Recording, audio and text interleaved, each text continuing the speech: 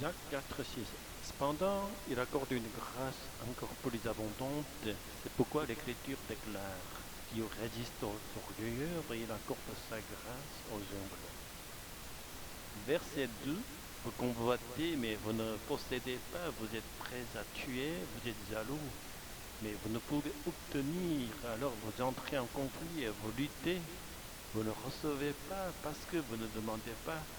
Et si vous demandez, vous ne recevez pas parce que vous en demandez avec de mauvaises intentions pour satisfaire vos convoitises. Redonnez. L'humilité est renoncement au plaisir charnel.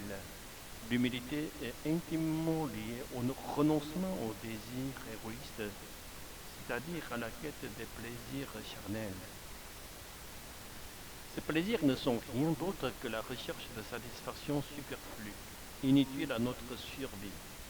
Or, bien souvent, ces plaisirs, à l'image d'une drogue insidieuse, conduisent finalement à la ruine de notre être. Nous devons chercher notre joie uniquement en Dieu.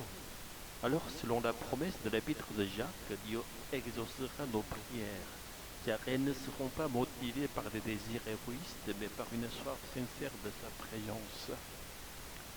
La grâce divine est un don gratuit et universel. La grâce de Dieu ne nous est pas accordée en raison de nos mérites, ni à cause de la piété de nos ancêtres. Elle est versée sans distinction sur tous ceux qui recherchent leur joie en Dieu seul, ceux qui aspirent à une joie spirituelle plutôt qu'au plaisir éphémère du monde. Pour goûter pleinement cette joie spirituelle, il est nécessaire que notre corps trouve la paix.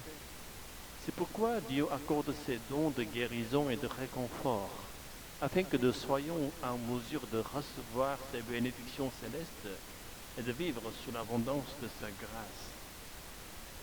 La véritable humilité, reconnaissance et abandon à Dieu, la véritable humilité ne consiste pas à se dévaloriser, mais à reconnaître que, en Jésus-Christ, nous sommes devenus les enfants précieux de Dieu. C'est pourquoi nous acceptons avec humilité la paix spirituelle qu'il nous offre, bien que nous n'en soyons pas dignes. Nous devons persévérer dans cette humilité spirituelle et nous affranchir du fardeau de vouloir accumuler des mérites par nos propres œuvres. Dieu n'a nul besoin de nous pour accomplir son œuvre de grâce. Il agit souverainement, indépendamment de nos efforts. Acceptons simplement et avec reconnaissance la grâce de Dieu. Et si le Seigneur nous accorde le privilège de participer à son œuvre, recevons cette faveur avec humilité. Souvenons-nous que ce n'est pas nous qui œuvrons, mais l'Esprit Saint qui habite en nous et agit à travers nous. N'oublions jamais que même la force de nous offrir en tant que temple vivant est un don, une grâce accordée par Dieu. Contempler la gloire divine qui se manifeste à travers nous est déjà en soi une récompense infinie. Regardez en avant, non en arrière. Ne restons pas nostalgiques des traces de la gloire passée.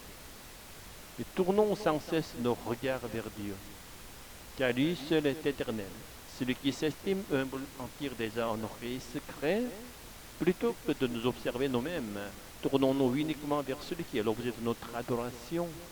Regardons uniquement vers Dieu, celui qui a détourné notre chemin de la perdition et nous a conduits vers la paix éternelle de son royaume. Alors en vivant ainsi, Dieu nous accordera sa grâce en abondance. Il nous permettra de rester humbles, de ne pas rechercher les plaisirs fugaces de la chair, mais d'aspirer toujours davantage à la joie spirituelle, une joie plus profonde, plus vaste, plus élevée et infiniment éternelle. Alléluia. Amen.